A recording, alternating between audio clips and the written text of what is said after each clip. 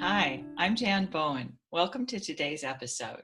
And today I am thrilled to be talking to LuAnn Nigara. LuAnn is many things, and for that reason, I'm going to have to go with a very long intro.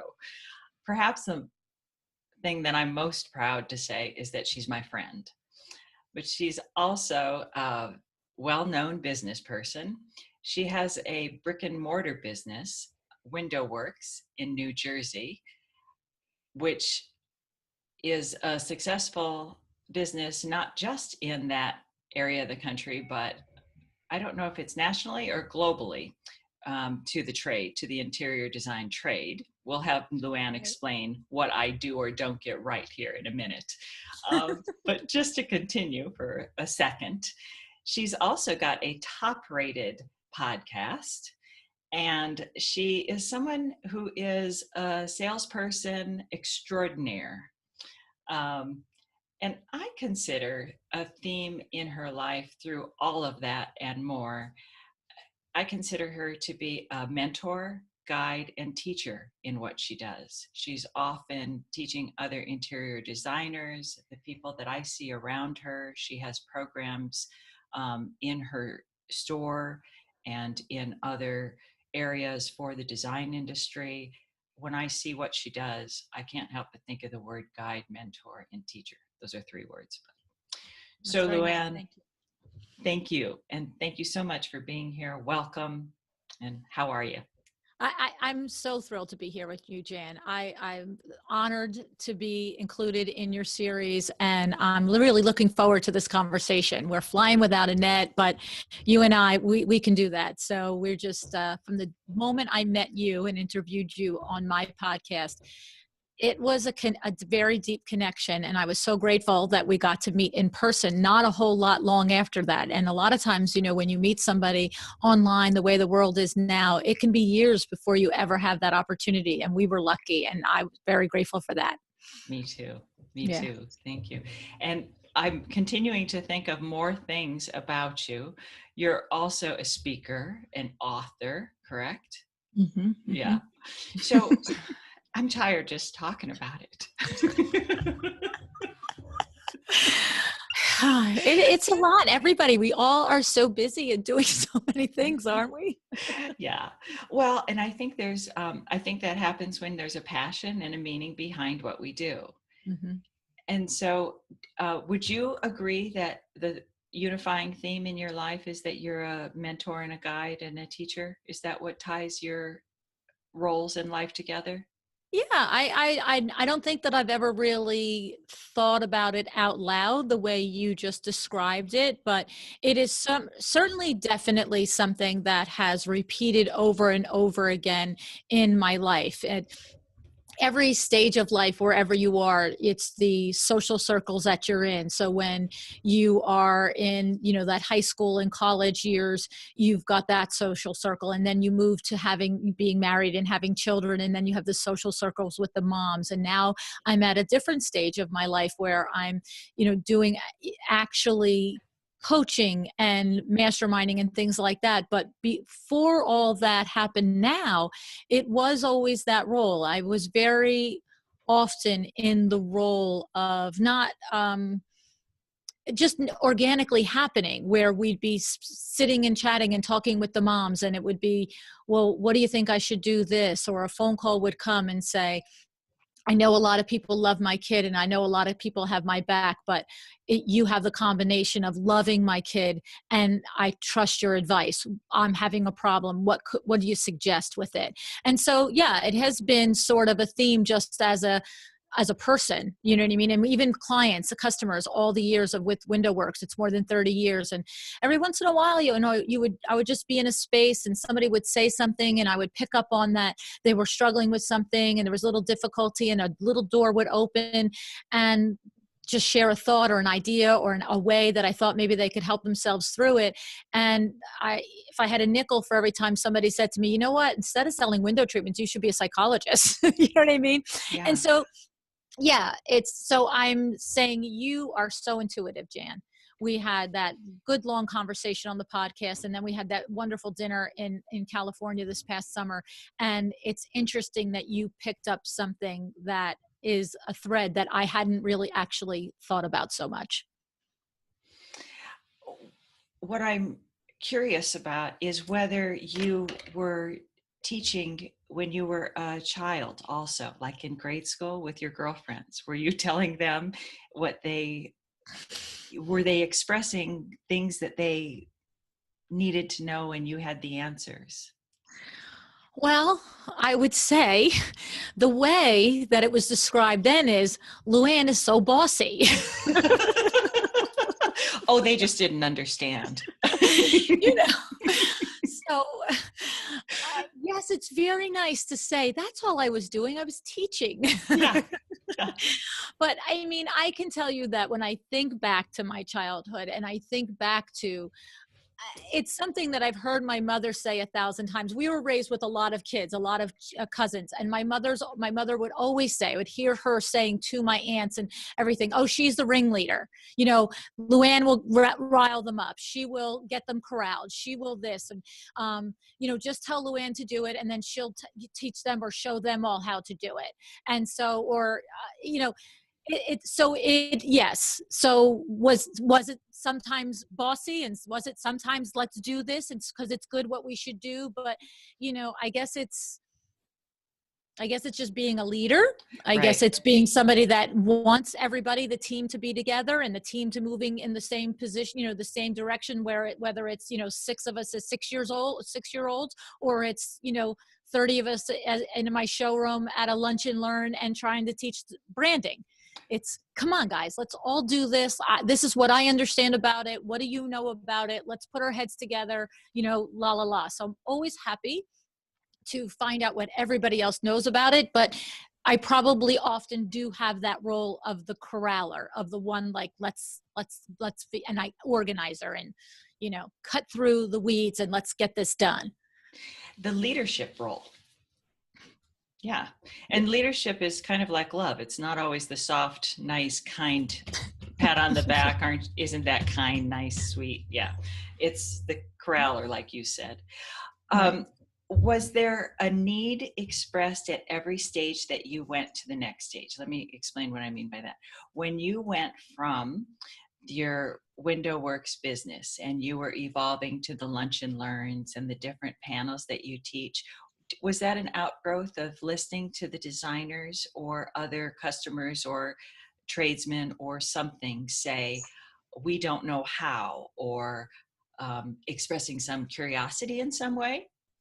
Yes, I would say definitely. So, for example, on the podcast, I have been exploring many of the themes that help an interior designer run a more profitable business. And they're all over the map, from branding to how to do live video to what creates an effective blog and how to create email sequence and put it on autoresponder in order to, you know, fill a pipeline.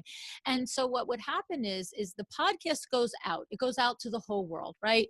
Mm-hmm. But the designers in my immediate area would say, "Oh, that was such a great podcast," and I would, you know, was taking tons of notes, and I just, you know, it would be so cool to have it hands on. And well, I'm right here, you know, 13 miles west of New York City. It was sort of like, I have a lot of resources right here, hands on.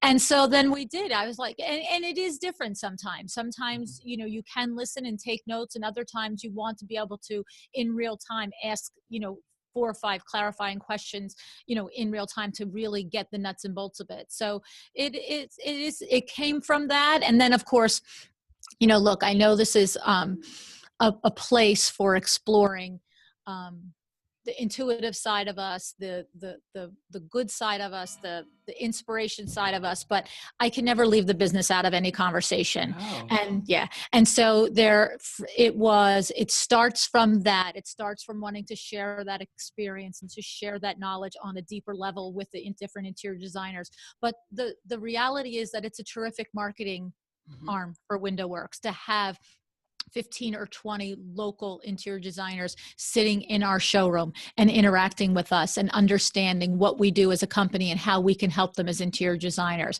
So it's, you know, it Yeah. serves. Yeah. Yeah. Business is intended to serve a need, and business is about making a profit also. Otherwise, it's a hobby. Right. That's what I always say. There's nothing wrong with that. That's a good thing. That's it. And I You think know. Martha would agree with us. It's a good thing. And your podcast is something we could talk about for hours in itself. I'm so impressed with how you conceived of the entire idea and model and the name, everything. And I've heard the story of how some part of that was an intuitive idea, how it came Yeah. together, Yeah. but the outgrowth of your developing it was hard work as well. And Right. the growth of it is work. Yeah. And you continue to have plans. What are you most excited about with the podcast itself? Wow. There's so many parts of it that are really, really, truly fabulous in what's happening with it. And what I mean by that is to do something that you enjoy doing, to do something that you are fulfilled by and that serves your life as a person, but as a business person, and serves your purpose from a ROI and all of that other stuff. And to find out how it is helping other people is phenomenal. Every day I get an Instagram private message or an Instagram, public message or a Facebook private message or an email. It started in the beginning, right from the first month, getting contacted by interior designers. And now it's almost every day, or it's an iTunes review that when you read them, Jan, and they're just like, you changed my business. I've had 2 different interior designers say to me that they listened to the show for months before they started their firm. And because they listened to the show, they were just like, you know what, I can do this. And they launched their interior design firm. And the reality is these 2 that I'm thinking of in particular, Kelsey and Darla, they both literally took all of the information that was on the show, put it into action, and launched, and were immediately with clients in the pipeline and profitable. And so that's so rewarding for me to know that they're really being helped. I mean, it's really pretty crazy. And then the other thing that's really amazing that's coming out of it is that since the fall, so we're, airing January 2018, since the fall, I've been doing co-coaching with Nancy Ganskaufer, and I've been doing one-on-one coaching myself. And I'm going to tell you what, it is so much fun to do a one-on-one coaching session and watch somebody have an aha moment and watch them go, whoa, that just like cleared my cobwebs. And now I know what I'm going to do. And so it's such a gratifying, humbling, fantastic experience. So you're taking the model of your business and transforming lives directly, where before, when you were doing the window treatments, you were transforming their homes and their homes were transforming their lives, but now you're directly transforming their lives, right? Right. Yeah. I guess that's a great way of looking at it. It's like you're mainlining instead of going through. What an analogy. I don't know how that came to me. It's terrible.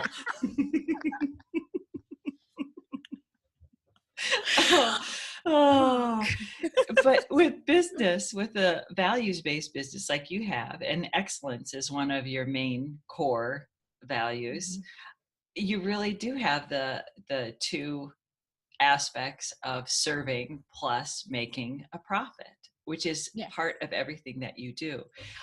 It's also part of your bricks and mortar firm, but you just see it more with your podcast. Is that how is that different? Because it is I part of maybe your. it's just, I think it is what you said. It's more personal. In other Okay. words, when somebody is super happy and excited that you've created a beautiful window treatment for them and their whole room was finished off and feels complete now because of it, it's as gratifying. It's gratifying and it's exciting and everything else. But changing, when you help somebody put their business on the right track, you've now helped them do so many other things. You've helped them earn money. You've helped them help their loved ones with that money. You've helped them pay their mortgage. You help them, the ripples are Yeah. mind boggling.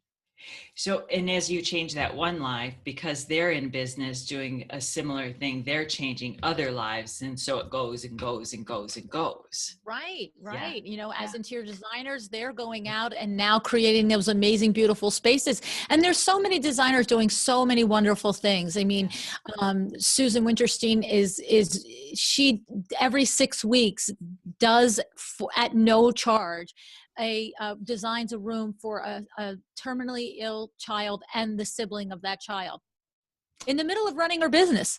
You know what I mean? And so when I have her on the podcast and thousands of people hear about that, and then donations come into her and help comes, it's just like, It's amazing. And it's so fun. yeah. And I want to jump in at this juncture and just say that even though your show is designed for interior designers, I enjoy listening to it myself because the knowledge, even though it's specifically of how to build a business model for designers, the knowledge is universal. The wisdom of business is universal. And you have Power Talk Fridays, which is a generalist. But even the other days, I still find it very, very applicable. There's some things like specific systems that aren't applicable, but the words behind that are still applicable. So I would encourage everybody to listen. Yeah, I say it all the time. You could substitute plumber for every time I say interior designer. You really could. If you need to know how to get a business off the ground and you need the strategies and also the actual tools and implementation and all of that, yes, just pretend that we said plumber every time, or hairstylist or consultant, or whatever. It's totally, because that is the essential part of it. Running a well-designed business has a formula. It's, I didn't invent it. Well, but you are bringing together a lot of the best practices and the best wisdom from years and years and years of experience. So, yeah, well, what I'm doing is, yes, I'm cultivating through conversation what people do that's successful, and then filtering it through my 30 plus years and twisting and adding and extrapolating on it and broadening it out. I think that's what it is that I'm doing. It's like I'm taking what you said, and because I have the experience of probably 80% of the things that we've talked about on the podcast, I probably have had the experience of doing. So when somebody says, oh, this, that, and the other thing, do this, I'm filtering through, yeah, it's not really actually as easy as that because I've done that. So let's pick it apart and let's talk about how you actually do that. Whereas if I were younger, and that's why everything happens in life for a reason. If I were a 25-year-old having this podcast now, probably 80% would be new to me. And when somebody said something to me and said, oh, this is how I do XYZ in my business, I wouldn't have the depth of understanding of what they mean by that sentence. So I would just take it at face value, like, oh, go do that. But I know a lot of these things aren't just as easy as that sentence. And so that's why I say, in my mind, I'm picturing the person that this is new for. So, okay, let's break it down. Tell me exactly 1, 2, 3, how you do it. And so, of course, leaving it as for the guest to do that. You know what I mean? So, but I do. That's what makes you an excellent guide. And in your podcast, you do it brilliantly. And it's fun. That's funny. You keep identifying these things. And I'm like, oh, yeah. Oh my I. You may not like that word, but I love it. Good, because if you did it, I keep using it. So, um, what was your earliest recollection of having that role, of breaking Oh, things down? Yeah. a breaking thing. I think it's just nature for me. I don't remember ever not doing it. How's that? That's um, interesting, isn't it? That it's just you. yeah, yeah, I really do. I mean, I am, I am by nature a questioner. I am by nature, I don't know if did you ever read Gretchen Rubin's book, The Four Tendencies? Yes, that's a Better than great book. before, Yeah, the better than before, right? yeah, And it was so funny because of course the book is only 2 or 3 years old. yeah. But when I read that and it came to like the questioner and the characteristics, I was like, oh, sweet Jesus, like just put my name there. you know, like, and the thing is that I have to say that it hasn't always been a positive.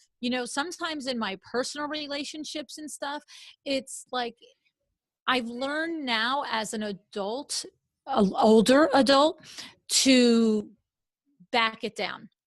But as a younger person, like my nature is I want to know, I want to understand. And if that means I have to ask you 16 questions to get at it, like my kids would be like, a kid would visit, come over and, they're like, oh mom, they're outside playing. We're going to come in and have popcorn, Pop-Tarts and milk. Okay, great. So tell me, Susie, how is everything with you? Oh, good, Mrs. Nigara, blah, blah, blah. So I understand you're in swimming. Yeah. Uh-huh. Okay. So strokes do you do, or do you do this, and or do you practice how many times a week, and do you do, and my kids would look at me like, mom, we're just having a Pop-Tart and milk. Like, what are you doing? You know what I mean? And so it was that way, whether it was that environment or at a dinner with adults and couples, and you say one thing and I think it's interesting and I've got 10 questions for you, and then all of a sudden you're like, the whole table's like, can we just have our wine? Like, what are you doing? Yeah. So now it serves me on the podcast, you know what I mean? So I just always very curious to get to the bottom of something and understand the motive behind it. And I don't mean like curious about how things work, like clocks and things like that. Like, I don't care about that stuff. It's here, what Yeah. works here. It's interesting. So it's not the engineering, because that is a different way of breaking stuff down. Yeah. And it would No, also I'm not fit, no, go ahead. it would also fit in your business.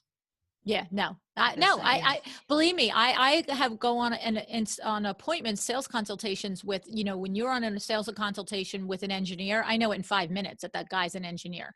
That starts asking about the bracket and the this and the that. And I'm doing this 35 years, and I will honestly look at him and go, I have no idea how it's going to attach to the wall. That's not my part of this process. So yes, Yeah. I'm only curious about how the mind works. I'm curious about how you process things. I'm curious about what motivates you. I'm curious about understanding that, so that either I can help you be better yourself, or if you're a client, a prospective client, I can figure out what's going to serve you the best, and therefore serve it back to you so that you want to have it from me.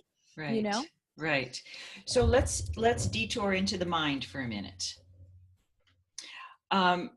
Two things that I want to spend with mind work is sales. You mentioned that you're doing sales with training. I'm calling it training, coaching with, Coaching. Okay. You're doing team coaching with Nancy, correct? And then Right. one-on-one, is that right? Mm-hmm. And then also you've shared in your podcast, and also with me, we've talked about it some, that you, when you were young, were exposed quite a lot to Silva mind control through your mom and aunt. Is that right? Right. Mm-hmm. Mm-hmm. So do you think that formed how you think, and also affected your success with sales? I definitely do. And I would say for me, it's no question. It's an unqualified yes. But however, look, I have a brother and 4 cousins that all went through it, and we've all processed and turned out differently, right? Interesting.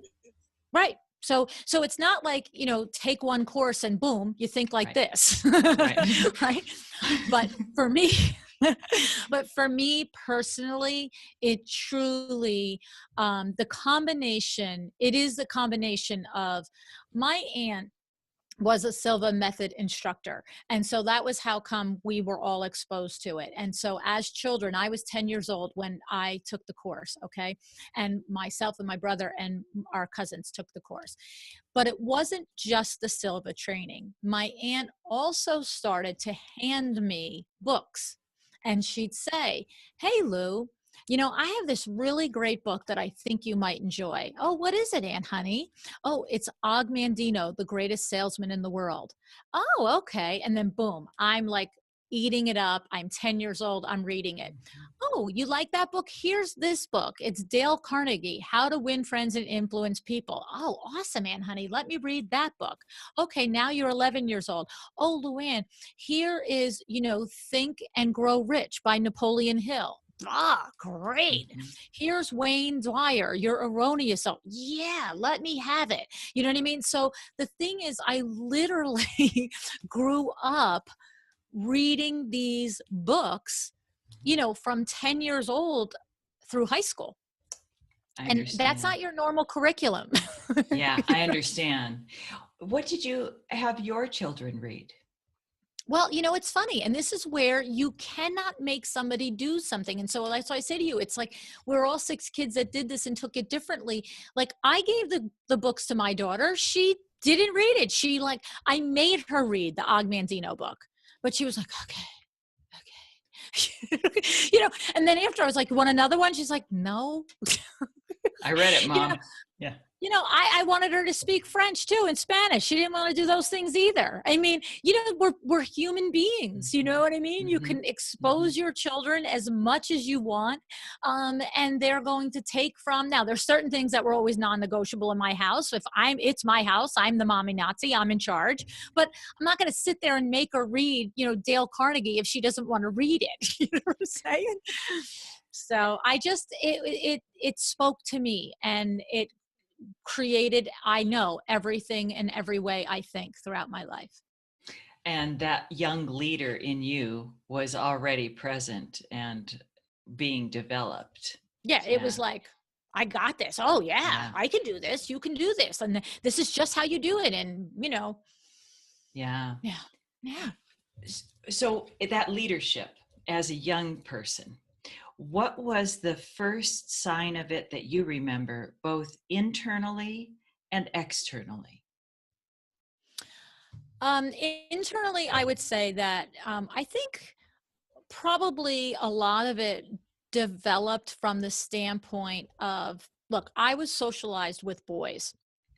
My core group of people was 6, 8, 11 of us cousins that hung around.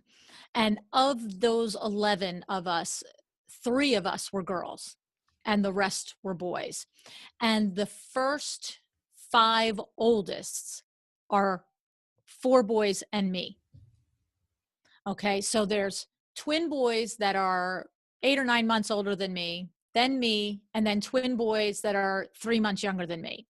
So you've got 5 of us that are here above the next level of babies that came along, 2 years and 3 years later. And so I was in the group of the boys. Mhm. And the deal was that I'm internally competitive and I'm on this playing field with boys. Mhm. And I was never going to ever be, well, you can't come because you're a girl, or you can't, play because you're a girl, or what. So what happened was I always led what was happening. Let's all go do this. Let's do this. Because it was like, if it was my idea, then, you couldn't be Mhm. like, well, we love the idea, but we're not taking you. Right. Mhm. And Mhm. so I don't know. And I'm really searching. This isn't something that I have thought about how I was socialized with boys and how that has served me well, Mhm. because I don't, like I always say, put your big girl panties on, like, stop. Like, we don't have time for whining. We don't have time for complaining. We have time for analyzing and doing. You know what I mean? Move on. Mhm. So I have thought about how that has served me by social, but I never thought about, did it develop a leader in me? But I can tell you, like I said in the beginning, and it was a joke. It was said as funny, but it was always like, well, if LuAnn says for everybody to do it, they're going to do it. Just tell her that you want everybody to do that, and all of them will follow with her. Mhm. I don't So, know. yeah. Yeah, it's kind of interesting. So I would say, internally from 4, 5, 6 years old, I knew that it was a pack of us like puppies, and I was leading them. Yeah, leadership. Yep, right from Yeah. then. Yeah. I've And I look, and it wasn't a dictatorship. We had a great time. It was fun, fun, fun, fun, fun. But, I can hear my mom's voice. Just tell LuAnn to tell them to do it. well, I want their names. I want to ask them if they thought I it was fun.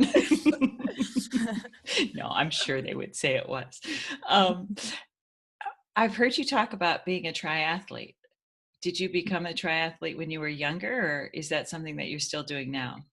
I did that a few years ago. And basically, I love to exercise, Yeah. and so whether I started running when I was 14 years old, and then I've always swam. We grew up at what's called Holiday Lake, which was in South Jersey, and my parents ran it.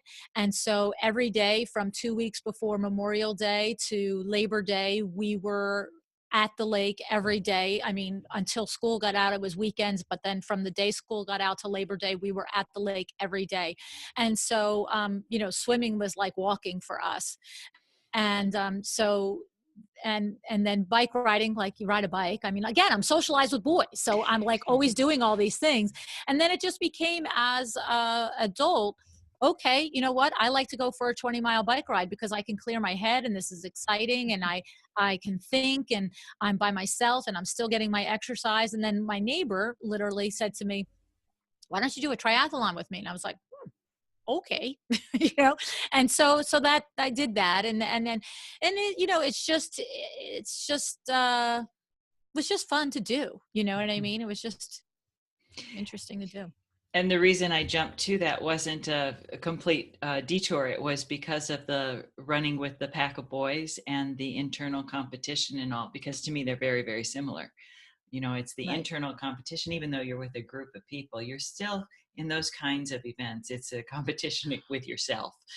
Oh Um, yes, a triathlon, yeah, you unless you really are doing it at a semi-pro level, in my opinion, there is no way to approach the triathlon, a half marathon, or a marathon other than as a competition with yourself. It's futile unless yeah, you're making it your life's mission to be at a top level in that.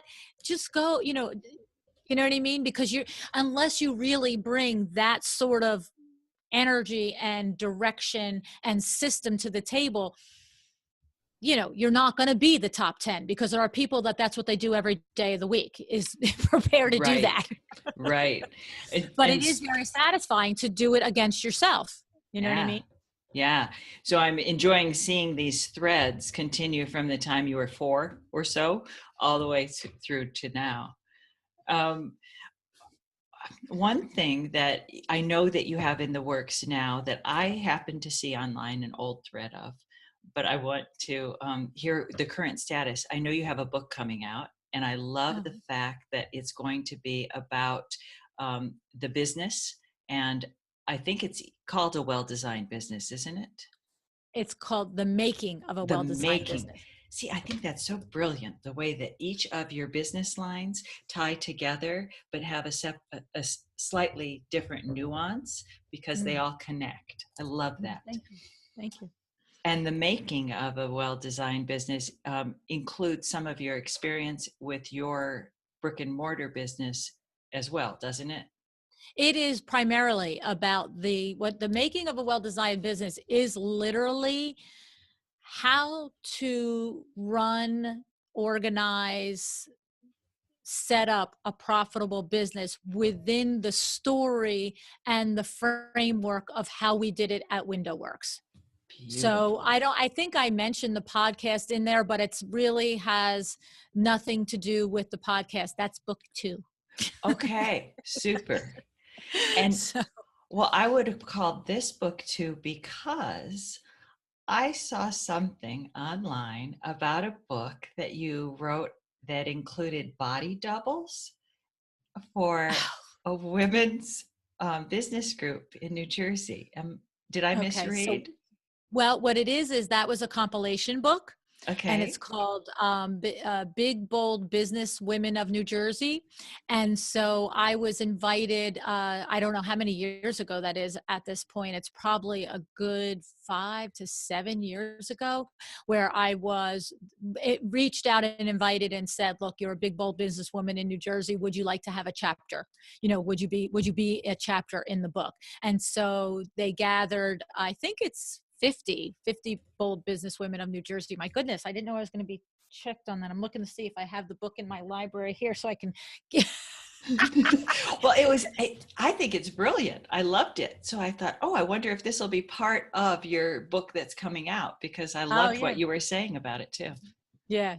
No, I don't. Well, the concept in that book, what I was doing was I was in my chapter in that book, I was expressing that if you want to increase your revenues in your business, if you want to scale your business, to think about either the type of person or the type of business that you could access and leverage, that you don't necessarily hire in-house and have as somebody on payroll and on insurances and so forth like that. Mhm. So it was a thought on that, how to get yourself to think about what other ways could you grow your business if you're not in a position or don't have the ability and talent to hire and train somebody to work for you.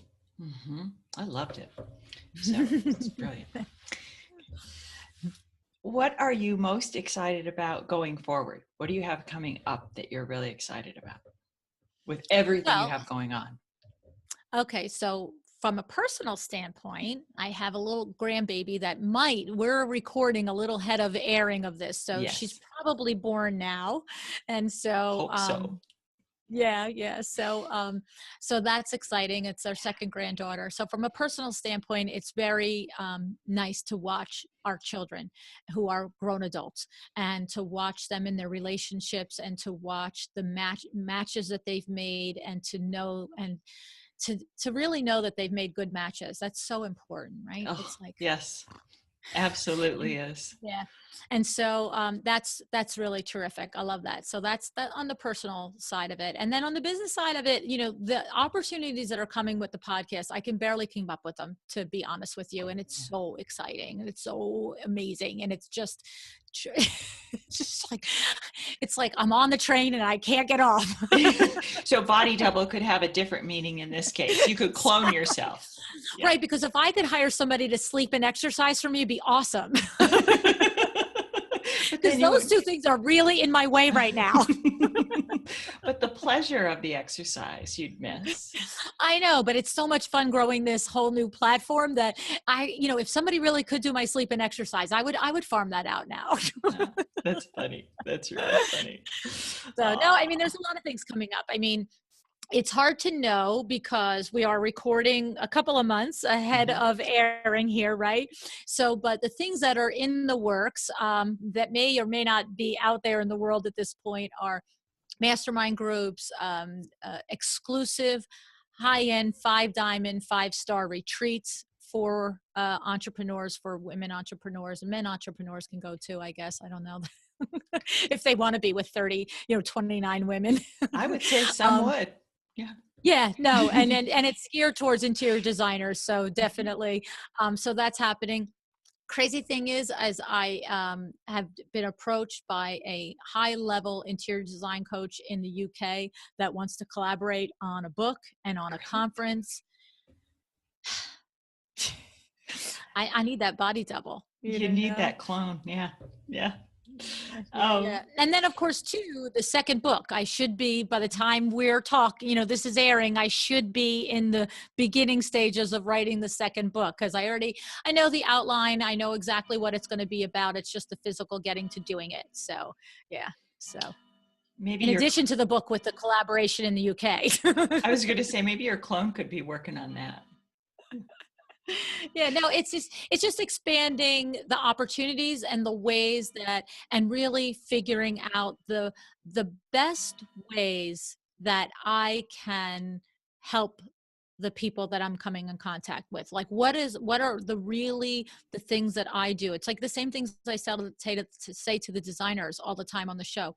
Where's your zone of genius? What are Mhm, you really good at? If mhm. you're really amazing at the details and the level of decisions that have to go into designing a kitchen, then do that. Bring that gift to your clients and market that gift and put it facing forward so that people can find you for that.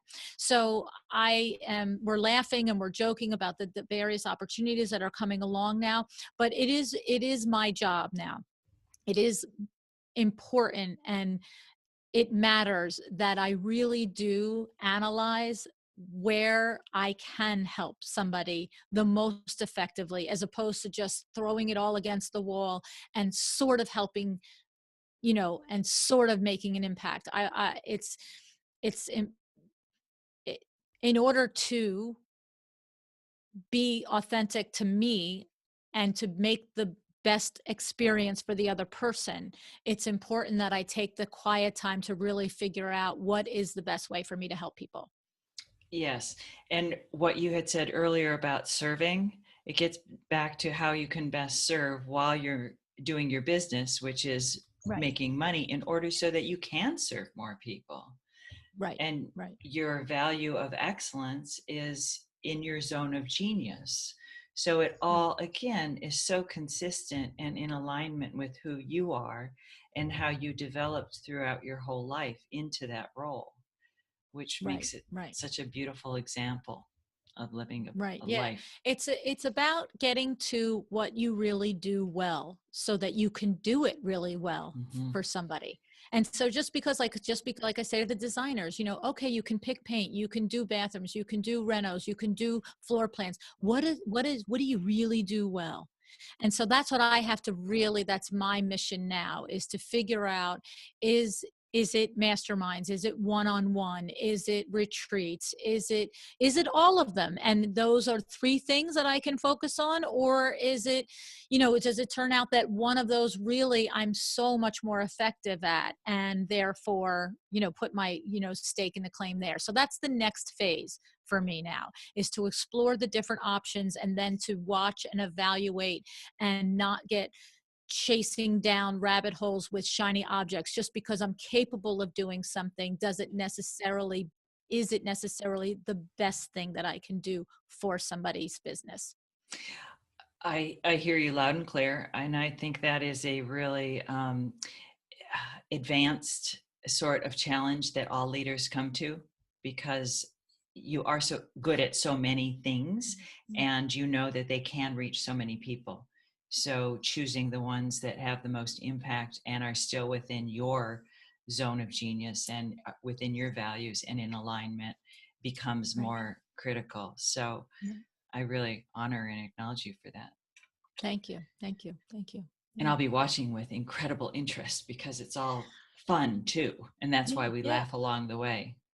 Right, Yeah. right. Well, Yeah. and you know what? The truth is, it comes down to a basic sales principle. It sounds Hmm. lofty and it sounds everything else, but the most successful salespeople are the salespeople that create win-wins. A Oh, win for you yes. as the salesperson and a win for your client. So that's my thing now. It's like, where's my next win-win? How is it going to be that it's beneficial to somebody else, but still honors and is authentic to me? Because that's how you bring your best, right? Right. That's where you And leave the car salesman behind. You know what I mean? The right. car salesman, there's no room for a car salesman in my world. Ex- Ditto. Yeah. Yeah. Um, okay. Before we completely wrap up, I want to make sure that I ask you, is there anything that you'd like to say that I haven't asked you? Well, I mean, yeah, I would like to say that everything, look, running a business is not easy to do.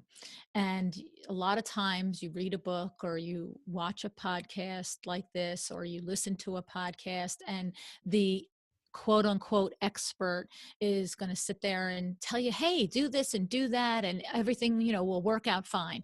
And on one level, that's very, very true. If you follow the advice of experts that have done it before you and have proven the strategies and the theories, then yeah, it can work and it will be fine. But I always like to make sure that people understand that when each of us that sits here and now we're in the position of giving back and sharing our experience and what we've learned, is that don't think it was always easy. It isn't always easy. We've all had our struggles along the way. I didn't make this saying up, it's not how many times you fall down, it's how many times you stand up, right? And so the thing is, what I love to share, in addition to the acknowledgement that it is a struggle to get through a business and create this, is that at this end of it, like I say, I'm in the fall of my business life, not the winter of my business life. At that 35-year mark in my business life, I really can tell you how worth it is, how gratifying it is when you look back at your customer base. At this point in time, WindowWorks has more than 24,000 customers that we have done window treatments or awnings for in our career. And when I go and I look at my calendar and I'm going to see somebody, this Friday, that the first time I was at her house was in 1984 and it's 2017. I mean, that is such a rush. Yeah. Or when I go and I'm going to do the window treatments for somebody who is just bought a house, and I did her room when she was 12 years old, and now she's a grown woman with a husband and a family and a home. And so the thing is, yes, do your best every day, work very hard, seek out information, but don't be surprised when you have a bad day. Don't be surprised when you get kicked on your butt, and don't be surprised if you run into a rough patch that's more than a day. That it's a week, it's a month, it's a year. Mm-hmm. But stick it through, because if you do, you'll build something that you'll look back and you'll be so happy and so proud of and so grateful that you did it. And, not everybody does stick through and do it. So it's an accomplishment to do it. And so that is one of the big messages that I like to share with everybody, is that to just hang in there and do your best every day, bring excellence to the table every day. And you will look back and be really grateful for what you've created. I promise you, you will. Thank you, LuAnn. You're welcome. Thank you. And we'll tell everybody how they can reach you, and we'll also make sure that we have all your contact information and links to what you would like in the show notes. But right now, let everybody know how they can reach you, please. Easiest way is LuAnnNigara.com. It's LuAnnNigara.com. Everything is there. Even a link to WindowWorks is there, but the book is there, the coaching is there, the podcast is there, everything is there. Super. Okay. Thank you so much, Jan. I can't tell you how much I appreciate you, and I'm so grateful that we got to be friends. Me too. It's a gift for me. Bye for now. Bye-bye.